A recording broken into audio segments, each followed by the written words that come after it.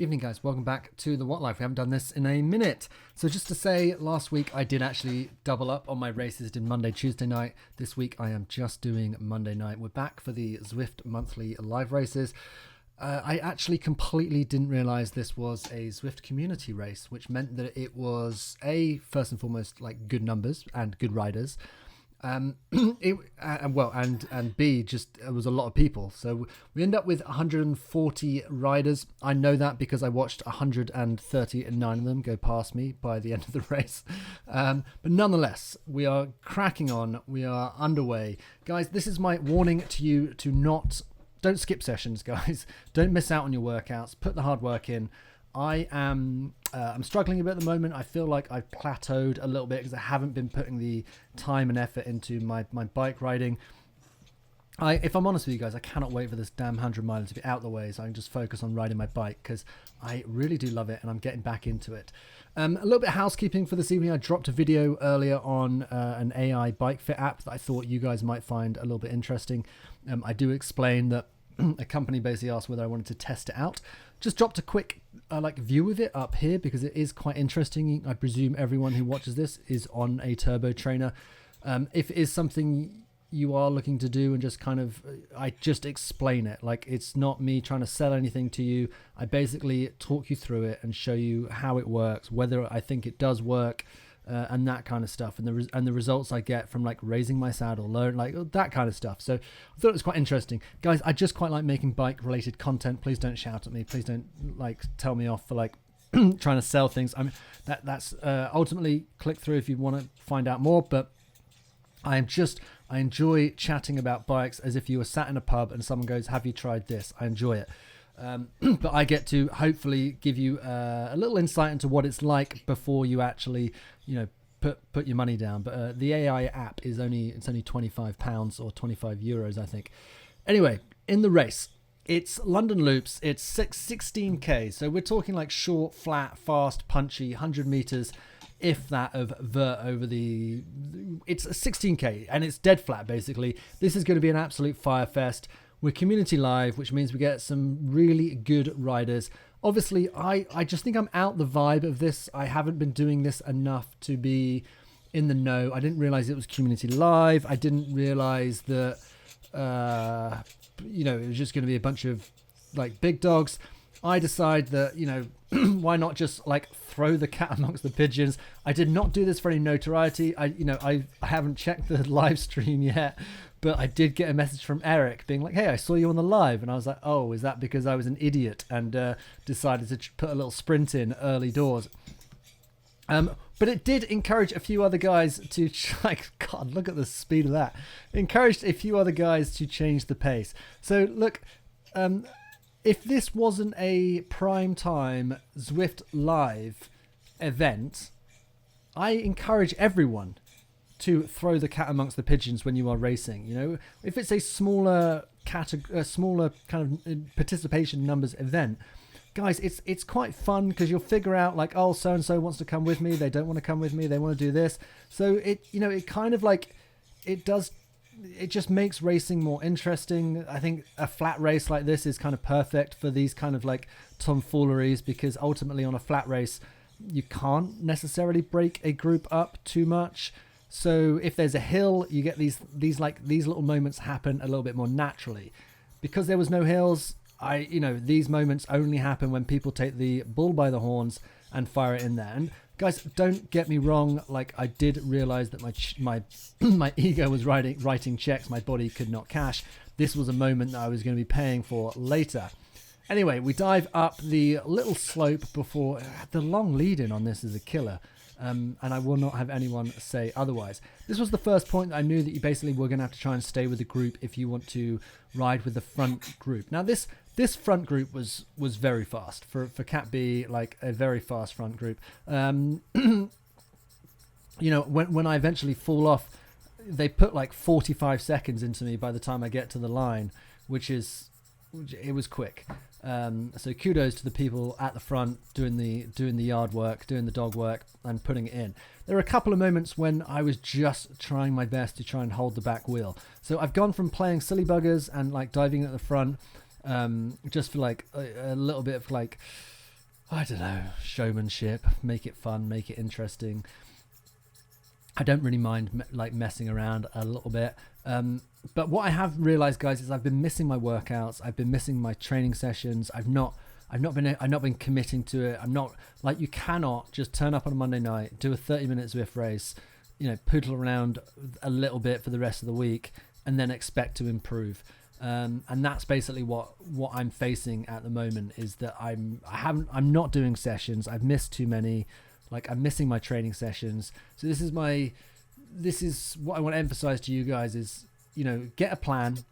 I'm going to do a video on getting a coach, actually, because this is the thing, is like, I'm just finding life is kind of it's making it hard, like, to do bike sessions and do it all, and with races and event. Anyway, woe is me. It's not all is good. Life is good. I'm just saying, get a plan, make it manageable, and try and stick to it. Make sure you get your sessions in. Make sure you do, a couple of sessions a week on top of turning up on a Monday night and trying to smash it, because that's what I've been doing, and it's not working for me, as you can see. I think my numbers are actually getting a little bit worse. Clearly getting a little bit worse. I struggle to hold the front group.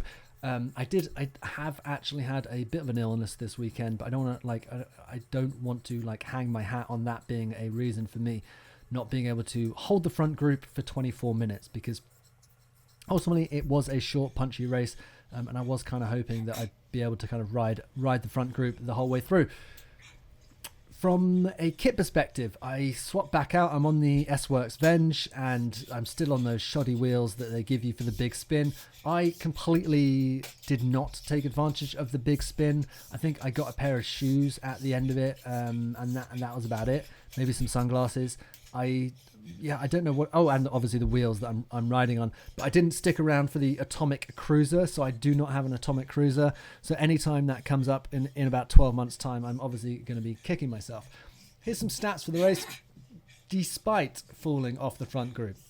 So in spite of falling off the front group, I still hold 285 watts, normalized to 300 watts. This is basically the exact same numbers that I hit last week, except for the fact that my heart rate only got to 166, which I think kind of just maybe talks on just maybe being a little bit ill and not being able to push hard enough to get it into like the 170s. In fact, I haven't actually hit the 170s in a while now that I look at my stats. Oh, max. Yeah, that's interesting. So I haven't hit 170 HR max for a while. That's something I'm going to have to address. The last time was back in March, start of March. Anyway, I need to address that.